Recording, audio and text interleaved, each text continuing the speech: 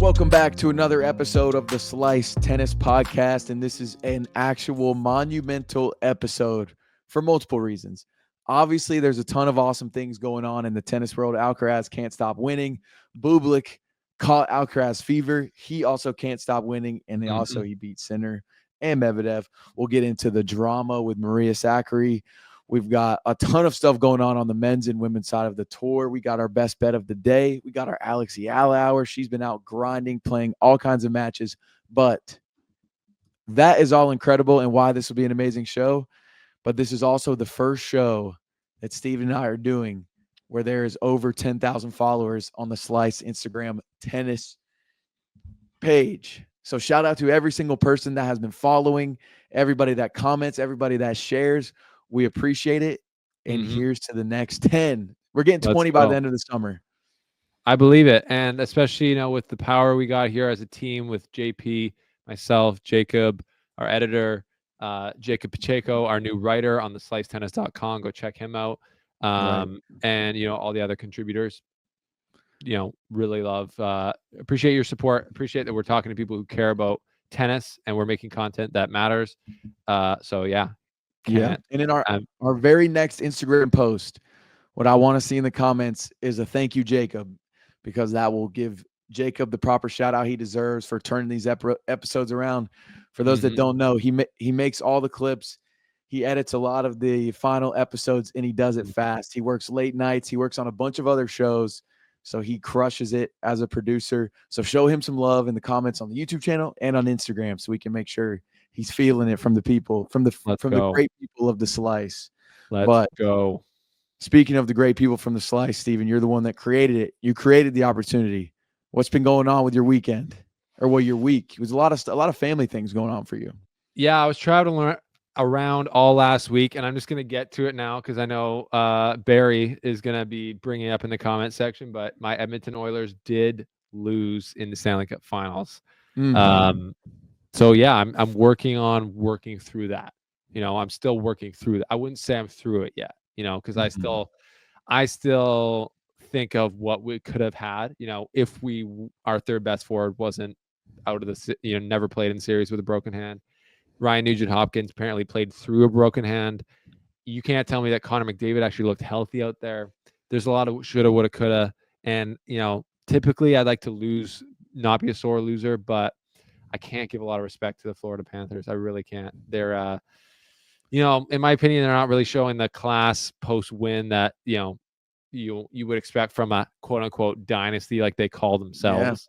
Yeah. And whatever, I really don't care. They're fairly irrelevant. I would actually say in the their parade, it looked like it had a couple hundred people there. Parade was brutal.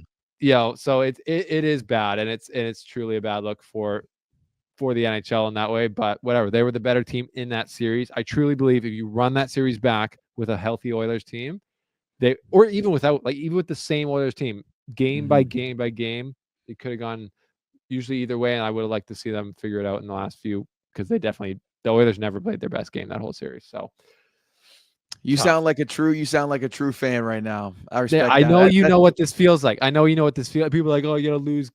I'm not giving credit. I'm not going down. I'm going down with the ship. Like I'm just gonna sink with the ship. There's nothing left.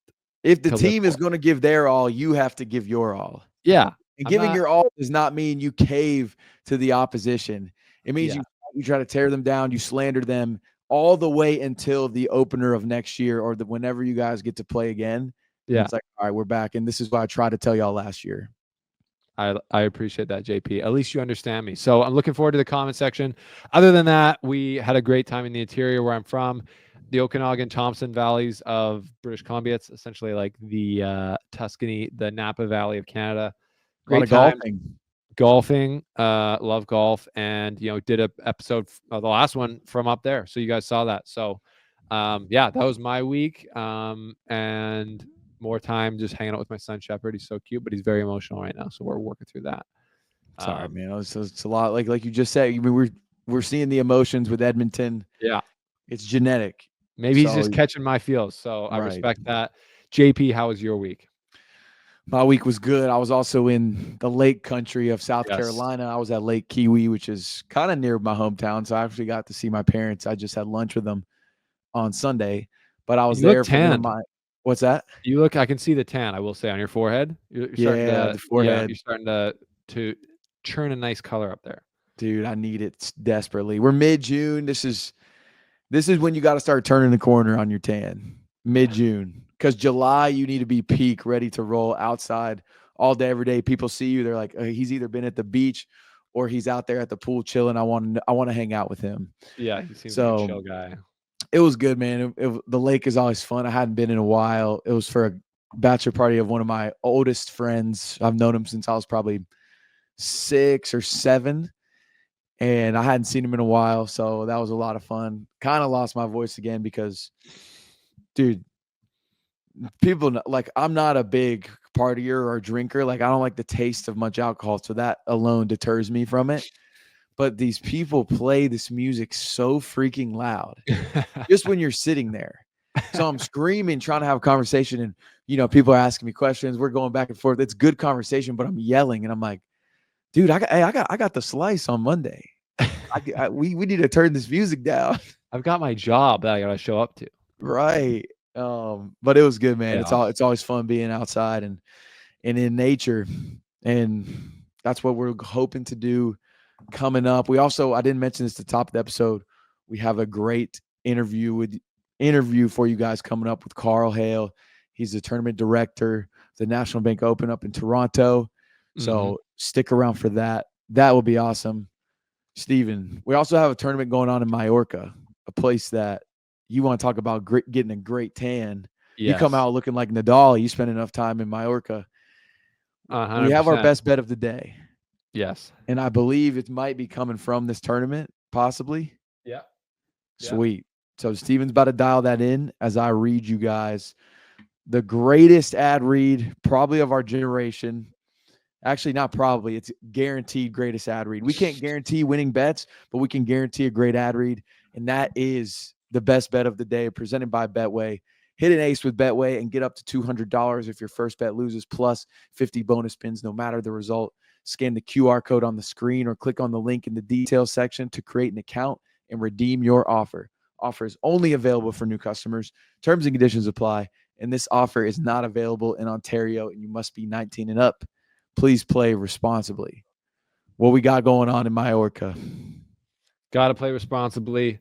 Mallorca, responsibly, is one of the greatest places ever. Nicole and I, my wife, we vacationed there when we were in Europe, which was like a vacation from a vacation. A little bit of inception there in Mallorca. And they got a great grass court tournament there. You wouldn't expect it, but they've got some of the big boys there. They've got Ben Shelton, Felix Auger-Aliassime are the top 2 seeds, I believe. And so looking at the outright odds to win, we've got Ben Shelton, number 1 at plus 400. Felix also at plus 400, my guy. And then my next guy, Gabe Diallo, plus 700, who Gabe Diallo just won his first title in Hertogenbosch, is how you say it. You know that name? You know that name with the S apostrophe H, Hertogenbosch? Yeah.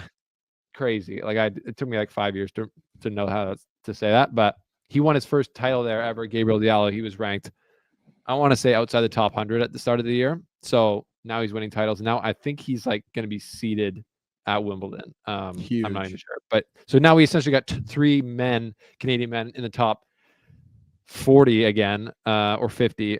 For the first time since like it was Dennis, Felix, and Milos. So serious good vibes there. So yeah, you know what? Plus 400 isn't the greatest odds, but Diallo winning 2 titles leading up to Wimbledon might be a big ask. But I like Felix there actually at plus 400.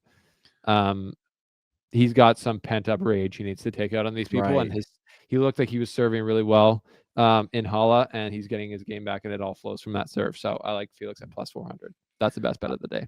I love it. And if you're Ben Shelton and Felix, you have to love the field. They both have to feel so good. Like, man, this is a true opportunity to lift another trophy this season. Yeah, and going for sure. into Wimbledon. And on the grass, like you got to just feel like the each game, every time I'm serving, like the point is on my racket. Like if I just hit a good serve here, it's probably not coming back. So that's going to be a good feeling. Yeah. The grass season is awesome, man. I don't know. I think we could probably start with the present day, obviously not long-term, but the present day GOAT in tennis right now. We're speaking about Carlos Alcaraz. He won what? His 5th title on grass. Yes, but can we pause there because we forgot about one segment, which you're gonna have to do an Oh my apology gosh. forward to the Filipino crowd here. So now we're just gonna have to pause the episode so JP can make his official cultural apology to the Filipino fans because we have our Alex Eala hour coming up here. JP, floor is yours. Alex Eala hour out to everybody in the great country of the Philippines. I would like to formally apologize for skipping over and trying to move right into Carlos Alcaraz, who in this exact moment of the podcast episode is the least important topic because he doesn't. We don't have an Alcaraz hour. We don't have a Carlos minute. We don't have any of these things. But we do have an Alex Eala hour, and I let you guys down, and I don't even feel comfortable speaking anything about her because of this mistake. So I'm going to let Steven tell you guys about the grind that she's been on and the matches she's stacking. It's okay. We want to hear your input on the Alex Eala hour. We all make mistakes. Alex Eala would appreciate that. But she has been cooking. I will say we talked about Nottingham and Ilke on the last one where she won a few matches at both. She won 2 and then lost 1. Well, she's won 3 matches in Eastbourne. She's qualified. She beat Sonmez 6-1, 6-3, and then she beat Haley Baptiste, the number 1 seed in qualifier. She beat her 7-6-7, 7-6, 6-1. So she's actually in the last, and then she beat Bronzetti in the round 1, 6-0, 6-1. So in the last 3 sets she's played in Eastbourne, she's won them 6-1, 6-0, 6-1. So that's, if you can count, 2 breadsticks and a bagel. So maybe we should start calling this the Alex Eala Bakery hour. If she bagels whoever she's TBD who she's playing next, if she bagels this person, then I think we do next for at least a week. We'll switch it to the bakery.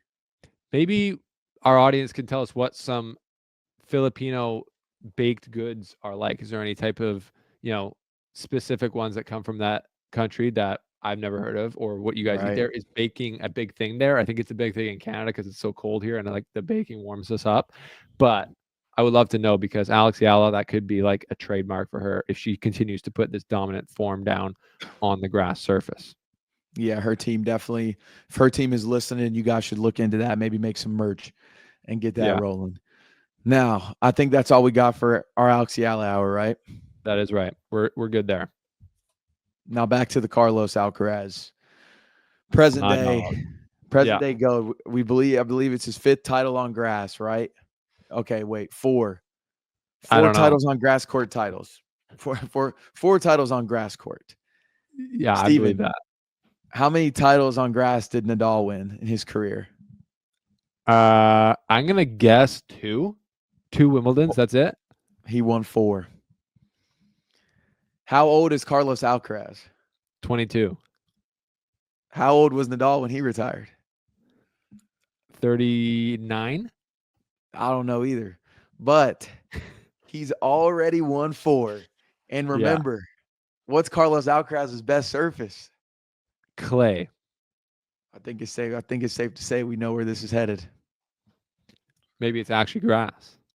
Maybe it's actually grass, and maybe I want to be able to say this out loud right now so that in 10 years when this podcast, maybe it's just living on YouTube and the sicko tennis fans are still tuning in. I want to be able to come back to this clip and say Carlos Alcaraz is going to end his career better than Rafael Nadal if there's no injuries.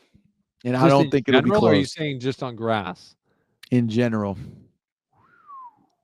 He's already better on grass. I said be careful. Hey, that's not. We gotta be dangerous out here, and I'm willing to put it out there for Carlos. Sound like Johnny Mac out here, but so Carlos now has 2 French Open titles. So can you do some math for me? Divide 14 by 2. 7. So right now, Rafa has 7 times as many French Open titles as Carlos. Right. And Carlos has 2. He doesn't even have just 1. He has 2. So he's going to have to do that many more times, 6 more times. But he doesn't have to win as many French Open titles. He just needs I'm to just win saying. more Grand Slams, and I think he's going to have more opportunities. Well, yeah, that's also just a math thing. Nadal played against the big three. Alcaraz is playing against another half of the big two. So Right. just by the nature of that, if there's roughly 60 majors split between three, now there's 60 majors split between two. But I think it's good. I don't know. We're really talking crazy right now, but I think We are. We're talking crazy. I think, yeah, I really don't know what I think, because part of me is going like, who's gonna be stopping these two from having just like a 1v1 for the rest of their career? Probably just Bublik. My man, Sasha Bublik. Literally, I told you this on Twitter. I had the intrusive thought when I was looking at the draw in Hala, and I said, could Bublik trouble Sinner? Could he do that? Because I know they just played at the French Open, and it wasn't much, too much trouble. Right. And obviously, Bublik's playing great. And on that grass, that slippery grass, Bublik's got the big serve. He's got the volleys. He's got everything. And it turned out he took it down Sinner. So what do you make of that? Because that's kind of a big deal. Sinner if you didn't know, Sinner doesn't really lose to people that aren't named Carlos Alcaraz. I'll tell you this. Since August of this past year, the only two people Jannik Sinner has lost to is Carlos Alcaraz and Sasha Bublik. That's it. Where else did he lose to him? I can't remember right now. Or no, he only lost one once, and that's it. Yeah. Correct. Yeah. Part. Yeah. Which is sick, which is an insane stat. Like, the most insane part of that is for Bublik to be in that grouping.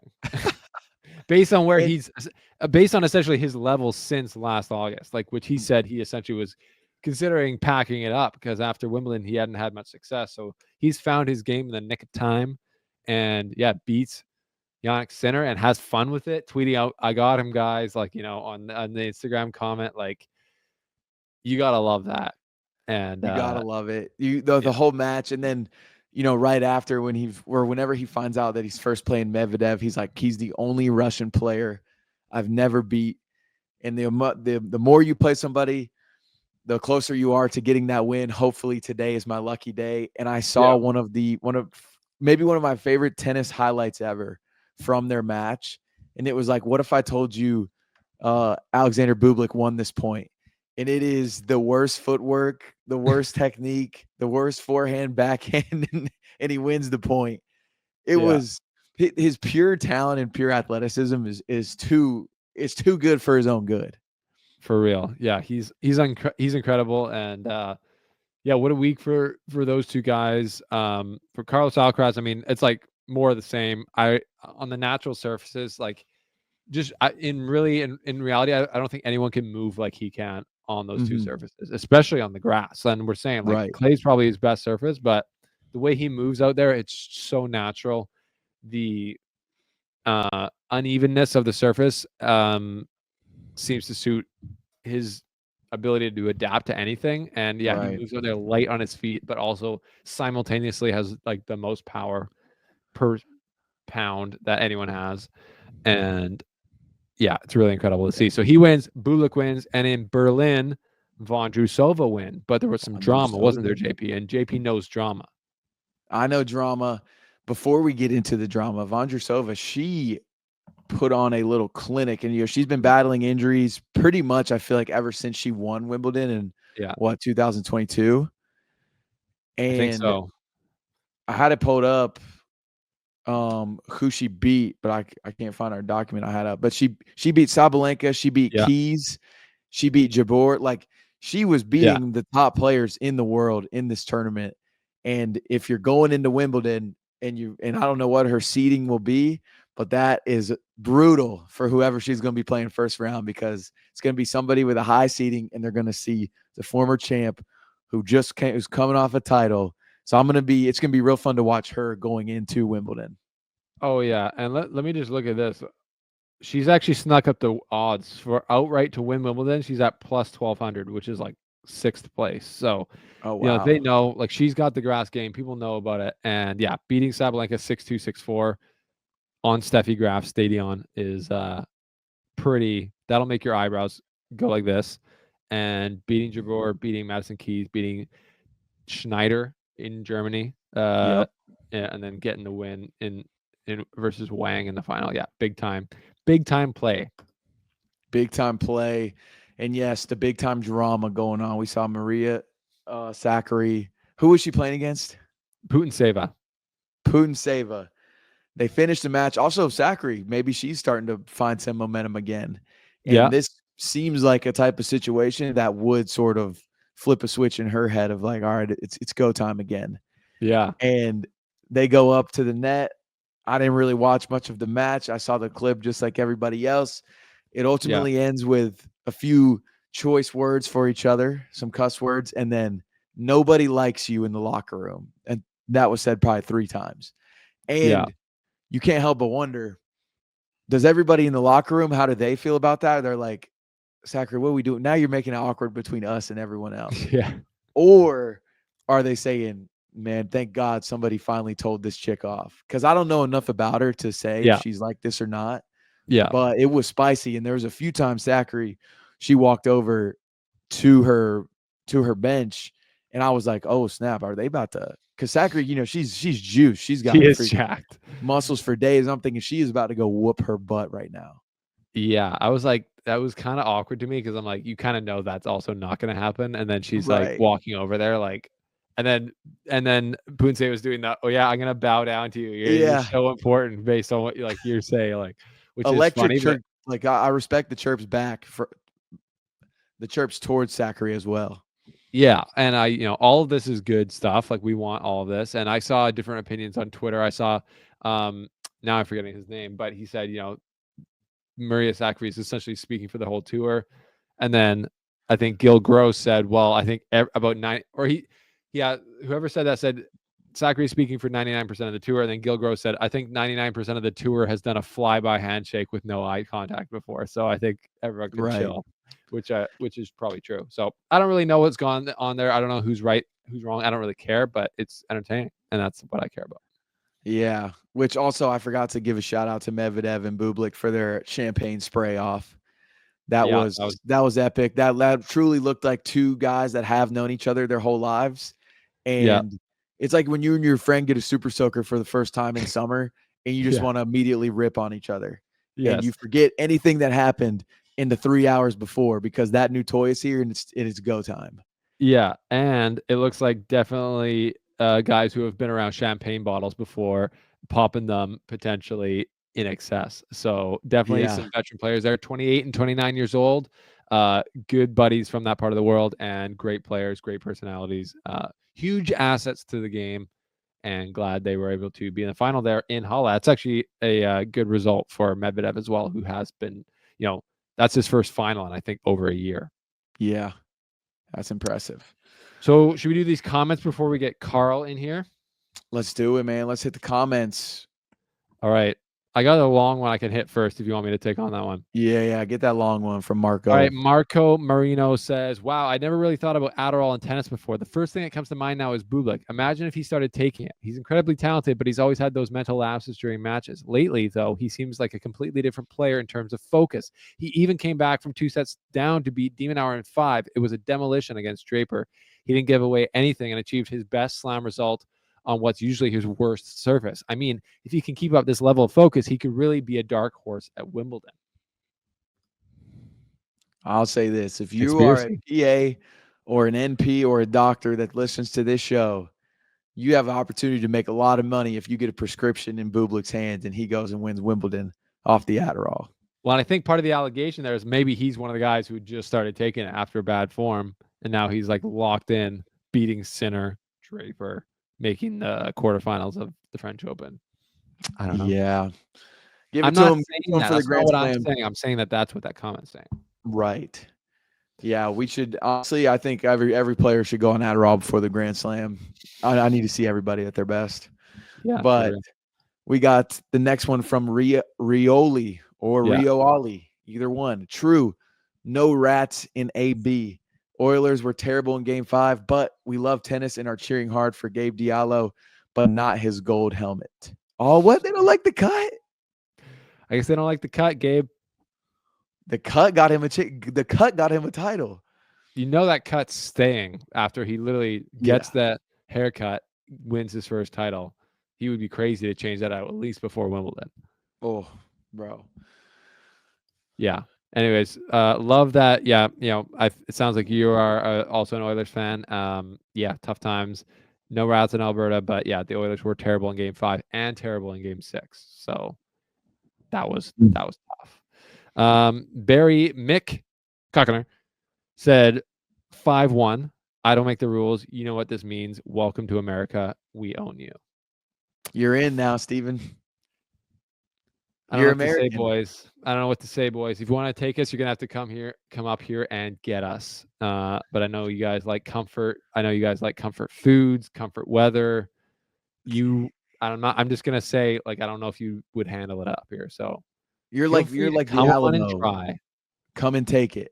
Yeah, we're right here. We got no border. Like, think about that. There's no wall. Just come on up here. All right, Barry McCockner, there you go. The challenge has been issued. We'll see if it's accepted. We'll see you, Barry. The next one is Geo Air Travel. Shout out Geo Air Travel, as always.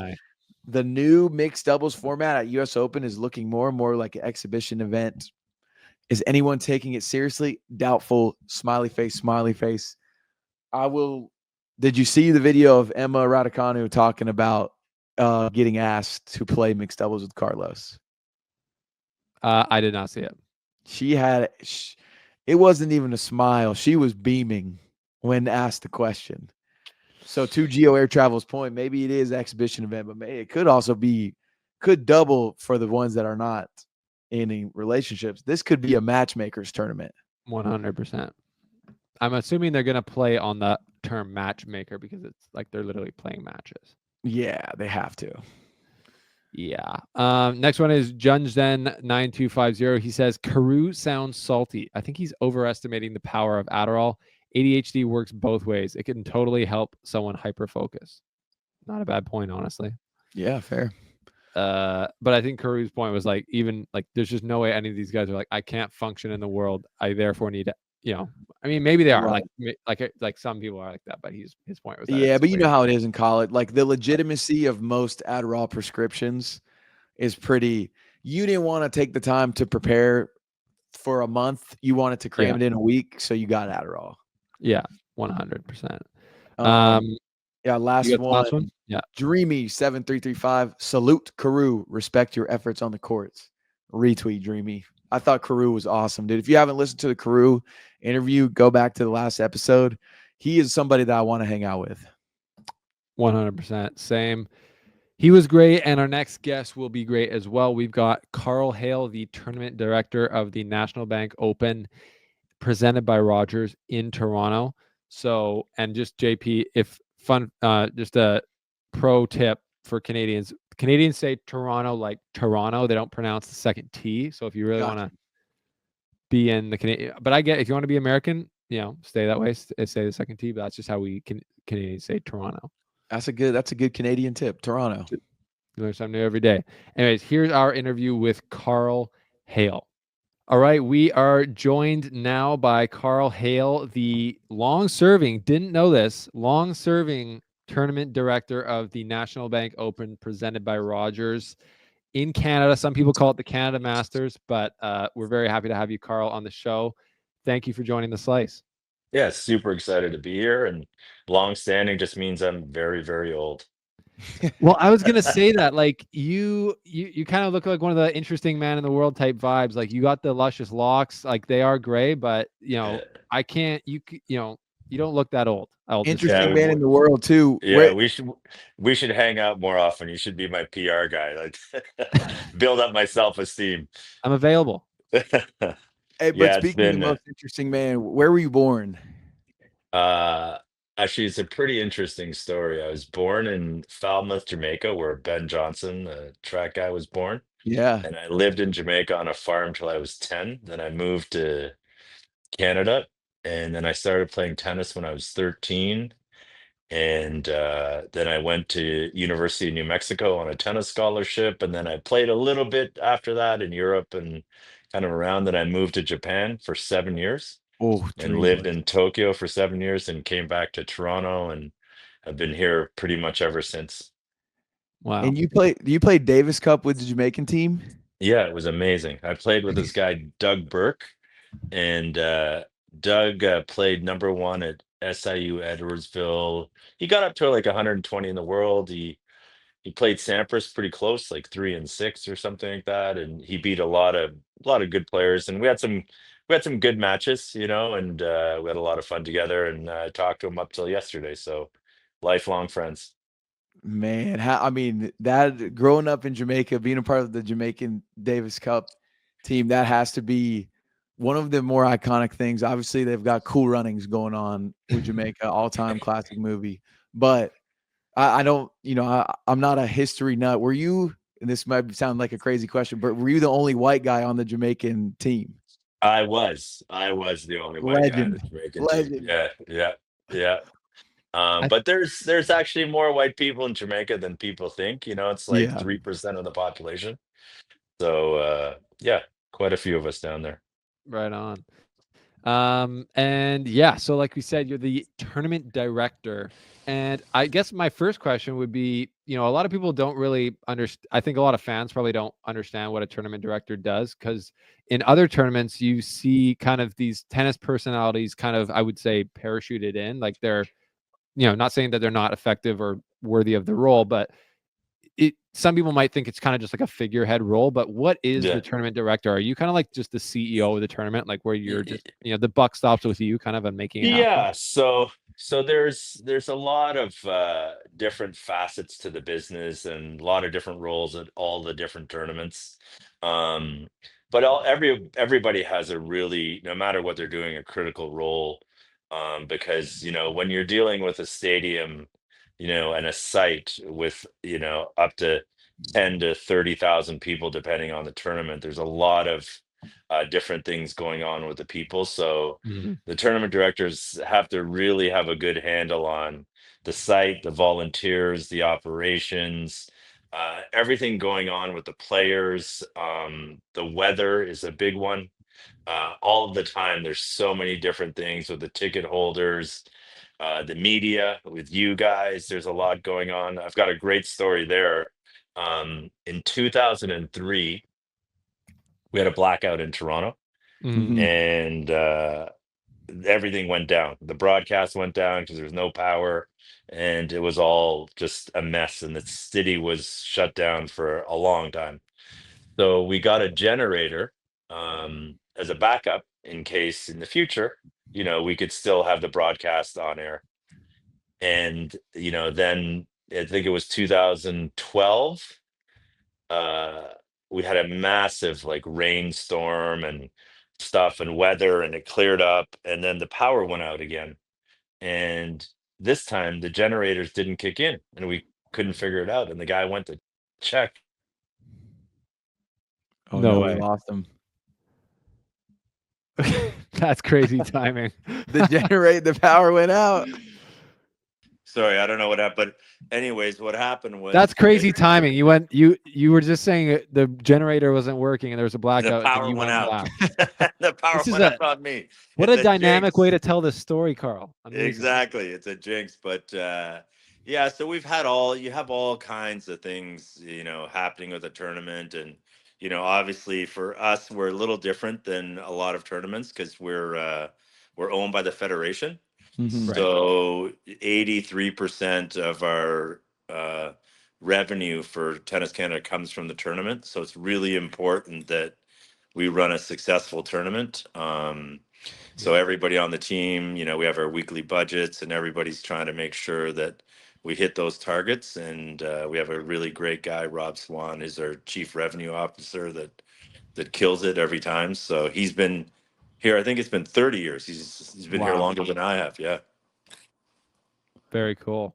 Yeah, I guess the most pressing question will be, as I understand it, this year will be the first time that the NBO has, as we refer to it in Canada a lot of times, the NBO will be 12 days, I believe. Yeah. Correct me if I'm wrong. And so we've had a couple of years of some of these other Masters 1000s being that format, and JP and I were in Miami at the Miami Open in March, and So I'm interested in your perspective on, as a, you like you're saying, there's lots of fires that you have to put out as the tournament director, and you're managing everything. And now there's probably going to be more, obviously, fires, and there's going to be more to manage with 12 days. And in general, I would say, just being honest, from my feedback from fans and players, is the 12-day format has been met with some apprehension. I would say, like, there's the feeling that it kind of can water down the product, like you're getting the same thing but just over a longer time. I guess, how are you guys, obviously you want to bring the best product possible, how are you guys planning on kind of keeping the good vibes going for an extended period of time now? Well, there's two things I would say. I would say one, for the naysayers, that the Grand Slams are a 128 draw, so, and they're the biggest events in our tournament. But I think as a tennis person through and through, that what's happening in sport right now is grade A sports, NFL, um, MLB, and the NBA with their $7.7 billion contract. They're growing tremendously. Grade A Hmm. sports, and the secondary sports are struggling. Mm, So the challenge with tennis is we're so fractured with ATP, WTA, ITF, the Grand Slams, etc. So one of the things that we're trying to do, the ATP and WTA, is compete in that grade A market. So we've got to be bigger and better, more broadcast, more players, more jobs for our players, because it's been long standing that the number 100 guy in the world is not making enough of a living. So mm. Hmm. now we've kind of taken care of that. So the longer format is really important for the sustainability and growth of our sport. And hopefully this one vision, with the ATP, WTA, and other entities will come together and continue the evolution of our game. Is there a, because players, they love to be vocal about it all, and obviously Yep. they don't understand y'all's side. Is there any, after the tournament goes down, or maybe there's a retired Canadian player, do y'all have any communication with players to get the feedback of, like, okay, this is how we can make it better next year, or is it kind of broken? Yeah, like, listen, there's two facets to that. One is I've been around so long. I have very deep relationships with a lot of the players and the agents. Right. So I talk to them often about best practices, what they like and what they don't like. And our team does the same thing with a lot of the players. And then also just the other tournaments. We have a lot of meetings about how do we evolve and grow and be better. And we've done a lot of things like sports science. We were Hmm. talking earlier about that. It's a really important thing. Like, in the last 5 years, the cold baths, the physio Right. rooms, the training areas, all of these things have just really improved on site, at our location, but everywhere around the world. So it's an ongoing process, and you're just continuing to get better and better. Yeah. Sweet. And speaking of that, like, you guys are obviously trying to get better and better each year. I've never been to Toronto. I think a lot of people maybe who are tennis fans maybe are considering coming there. Like, what would you say is the best part about hosting like a world-class event like you guys have in a world-class city like Toronto? Yeah, I mean, I think we're the strongest of the Master Series, and I'll tell you why. Because one, we're incredibly affordable. Our first day is $20. If Oh, you're in the man. three, if you're in the 300 level, a beer is $5 and a hot dog's $5. So, of all the Master Series, we're definitely the most affordable. We're on a small footprint, under 10 acres. So we're probably the smallest footprint on the tour. Mm. So you're really up close and personal on the practice courts and walking around the grounds. It's really intimate. So it's a very cozy feel. We have an incredible food court area with incredible offerings, from sushi, burgers, steaks, everything in that area, and a lot of activations that a lot of other tournaments have. And combined, Toronto Montreal is going to be the biggest Masters series in the world. Oh, wow. Mm. So we're really excited about that. I don't know where the media seats are, but I might have to make my way up to the 300 level for those $5 beers. That sounds pretty good to me. Yeah, I mean, it's what we're trying to do is, as a federation, one of our priorities and vision is to grow the sport. So we want to make it accessible, that a family of 4 for under $100, you can come and eat and enjoy world-class tennis. And for young folk like you can have your 20 beers and have a really good time and create some entertainment in the crowd. Yeah. JP, you never know with JP around. That's going to be a mini Australian Open in Toronto, it sounds like. Exactly. Or US Open. US Open. Were you a part of, I saw Dennis, he just posted today that he's joining, I forget the exact name of it. Was it like the One Vision part of Tennis Canada? Were you a part of any of those conversations? No, because that's on the Tennis Canada side. Gotcha. So I'm in the tournament side. So they're kind of two different entities, but much the same. Right. So I wasn't involved in those discussions.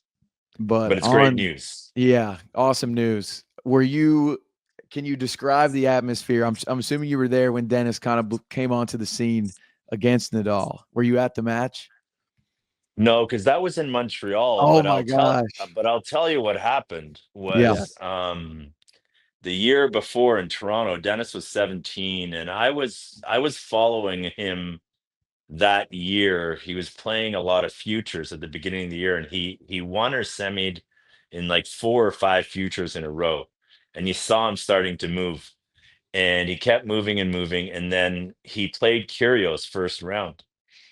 And Kyrgios, I asked Dennis, is a great center court first night of the tournament, Monday night. Do you want to play? He's like, yeah, for sure. I'd love that.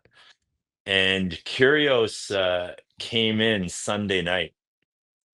So we all knew that this kid's got a shot because, Kyrgios is not taking this seriously. And that was his first big win. He beat Kyrgios on that opening night, and that was his first big win. And we all knew at that time, like, this kid likes the big stage and he's got something special. And then the next year he got to the semis. Man, I remember that. And I just looked that up. That's right. He beat him 7-6, 3-6, 6-3. So a 3-set match, 2016. Unheard of there. And beats one of the biggest names in the game, and then beats Rafa in Montreal. So I mean, I guess let's just get your I think, if you're in that area, obviously you people should be super excited for the tournament this summer. Like you said, we're hoping that it's not going to be as hot as it is right now for everyone involved. But in general, like, your take on kind of the state of Canadian tennis right now, because we have such amazing superstars. I think for a country our size in the global tennis sphere, like Felix, Dennis, Bianca, Victoria Mboko coming up, Gabe Diallo just won his first title. Like, where's a couple of years ago, maybe our sights were set incredibly high after Bianca winning and Felix and Dennis coming up. We're the new powerhouse, and but where's the feeling at right now from your perspective on Canadian tennis? Yeah, I think it's we're always expecting more and want more. I think our players are better than their rankings, all of them that you mentioned. So, we're hoping that the clay court is behind us. That's kind of like the Florida Panthers to the Toronto Maple Leafs. It just doesn't work, clay to the Canadians. So we think that this summer and fall, we'll see the Canadians really, really start to move again. The good news for Dennis and Felix is they're top 32, so they're going to be seeded at most of the big tournaments, which really helps them, and it'll kind of help them move forward. Vicky Mboko is a huge star on the rise. You're going to hear big things from her. She's been under the radar, but we've all known about her for 5 or 6 years. And Layla is starting to turn it around a little bit. And Bianca's just got to play.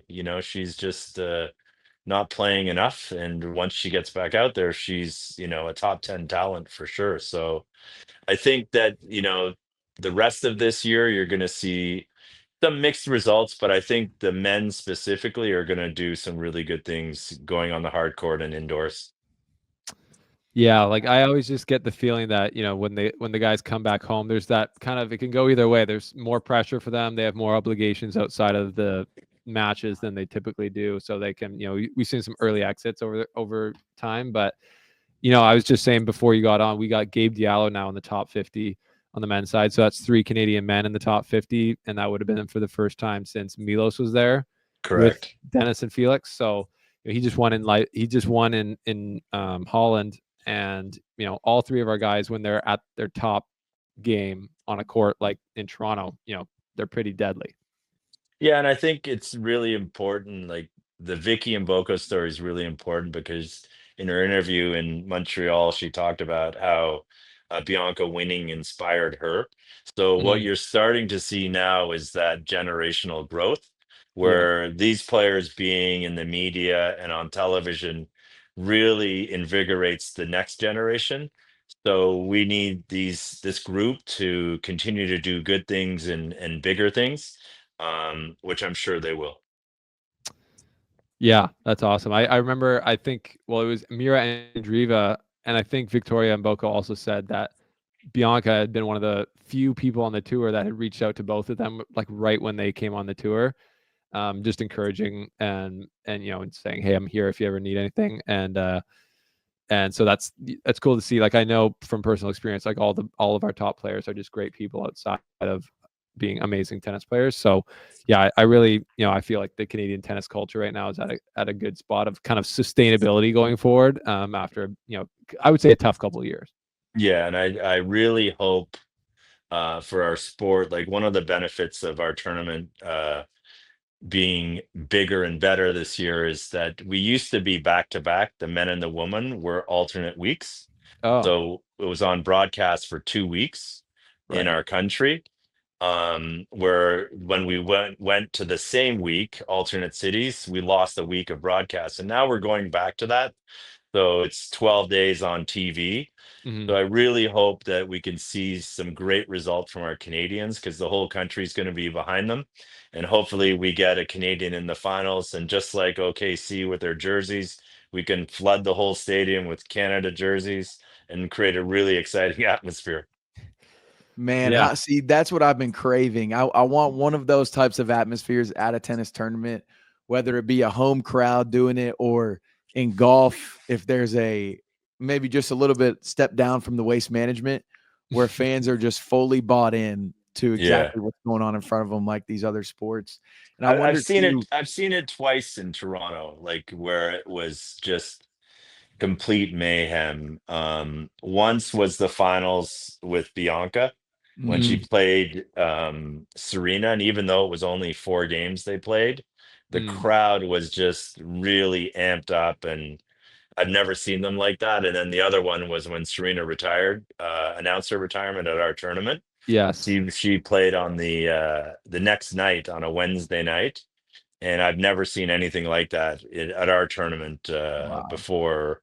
It was just really electrifying, and everybody wanted a ticket. Every celebrity was coming to cheer her on, and it was really funny because, after she lost the match, and I've known her really well because I have a charity building schools in Jamaica, and she came and we built a school together.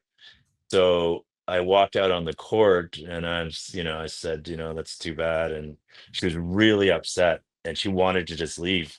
Mm, And I said, Serena, I said, listen, everybody needs to hear from you. Like Mhm. you have to speak to the crowd. Like there's millions of people wanting to hear from you. This is a moment. And she's like, all right. And then she grabbed yeah. the mic and she did her thing. So All yeah, That's right, some all. really Carl. Who Anything was for you, the Carl. who was the craziest celebrity request that you got to come across your email that you can remember? We've had quite a few, at our tournament. Drake has come like 3 or 4 times. All the hockey players, Sidney Yeah. Crosby, Connor, the Leaf guys have come. Shania Twain came a couple times, and a bunch No of way. other, actors and actresses have come throughout the years, so they always sprinkle in, and sometimes you don't even know they're there. I had Right. a funny story where this guy called me at security and said, "Hey, Carl, there's a guy at security that wants the VIP entrance and he's asking for you." So I was like, "Oh boy, it's one of my buddies or something." So I go over there and it's Crosby. And I'm like, "What are you doing here?" And across the street is a hockey rink and he Ah, was doing a commercial. Wow. So he said, "Yeah, I got to do this commercial, like, tonight." And I thought I'd just come in and watch some tennis. And I was like, "Well, you could give us a heads up, like." And he just came in and watched some tennis. So that was kind of fun. And you guys took care of him. Oh yeah, we took care of him. And one of the guys on our team, Benny, is a huge uh fan of his. So I just called Benny and said, "Hey Benny, I got somebody for you to help." And he Oh, came and he was like just ecstatic. He couldn't believe it. It was his hero. Benny needed some new pants. Yeah, he did. That's I awesome. love it, man. It's Hey, and when oh, go ahead, Steven. Well, I was just gonna say, that story really sums it up. I feel like, the Canadian tennis is like a family, and like you guys putting on this event, like you say, that powers kind of Tennis Canada throughout the year. When I was in Montreal, I felt that last year, people coming up, recognizing our show, saying, "Hey, man," like, and everyone's just loving the fact that the world descends on these two cities for this tournament. So, yeah, it's we're looking forward to the tournament, and yeah, I'm excited, and I'm sure it's gonna be another good one. Do Yeah, I mean, you go ahead. do you still get on the tennis court yourself? Yeah, I play like, I try to play like once or twice a week with some old friends and some kids. I was playing some Padel today, so Oh yeah, that's a new fun game. But, back to the tournament, one of the benefits outside of the broadcast is that, we have some more wild cards this year. So oh we yeah. have 5 main draw wild cards. Great. So we're sorting that out right now because, the Vasics and the Miloses are thinking about it. And, there's some other players like Liam Draxel and Galarno that are, 100 to 150 in that range. So we've got to figure out what we do with those wild cards. But that's going to benefit our development system as well, because that's how all of these players, got their first indoctrination to, Mhm. world class tennis was Yeah. their wild cards. Yeah, no. Do you have any announcements to make on those wild cards? Because I know my guys Galarno and Draxel. We've interviewed them both. They've been Yeah. grinding and playing very. I feel like they could make win some rounds if they get the call to the main draw. Just want to vouch for them. Yeah, the only thing I can say is Steven, unfortunately, you're not getting one this year. That's the only thing I can say. This It league, was man. it was really tough. It was really tough. But JP told me you're really busy anyhow at that time, so he wasn't going to allow you to leave the booth. So but no, we usually try closer to the tournament, because one of the things this year was we have a race to the National Bank Open where all of our challengers, Oh you yeah. get points, and then in July the points are double for these challengers in Granby and Winnipeg. Oh cool. So the winner of that challenger series gets a wild card as well. So we have to wait Wow. until a few more results. And that can be anyone. Anybody Canadian? Oh, it has to be a Canadian. Okay. Yeah, yeah. Cool. I also know there's a guy, Carousel, who's like a YouTuber. So our show's mainly on YouTube, but he's going to be playing in Winnipeg and Granby. But he's kind of a big deal actually on the YouTube space. Like he's gone pro at 30, and he's got his ranking up to like I think it's in the top 200 now. So Yeah. he's Really? yeah, Yeah, he's he a played at serious player. UCLA. Okay. And then Yeah. did YouTube try to do pro tour for a little bit after school, and then dove into his YouTube channel, has almost 200,000 subscribers. Well, And then his big next video series was turning pro at 30, and like, let's see how far it can go. and So where's he from? Brazil. Okay, cool. Brazil originally, but he lives in California. Like so Yeah.